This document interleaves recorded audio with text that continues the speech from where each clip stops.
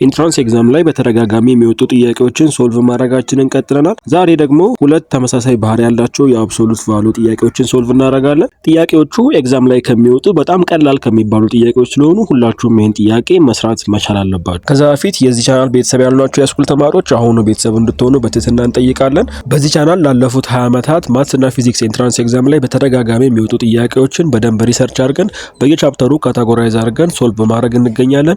ስለዚህ ቪዲዮን ለምታውቋቸው የሃይስኩል ተማሪዎች በሙሉ ሼር አድርጉላቸው። አሁን ወደ ጥያቄው እንሂድ። if x is less than 0 then the simplest form of f of x equals x minus absolute value of x over x is equal to dash ነው የሚለው። if x is less than 0 absolute value of x ምንድነው? ኔጌቲቭ x አይደለ? ምክንያቱም by definition absolute value of x is x if x is greater than 0 0 if x equals to 0 and negative x if x is less than 0 ስለዚህ በx ቦታ ኔጌቲቭ xን ተክተን ሲምፕሊፋይ ስናደርገው መልሱ 2 ይመጣል ማለት ነው። በዚህ መሰረት ሁለተኛውን ጥያቄ በራሳችሁ ለመስራት ሞክሩ and please put your answers in the comments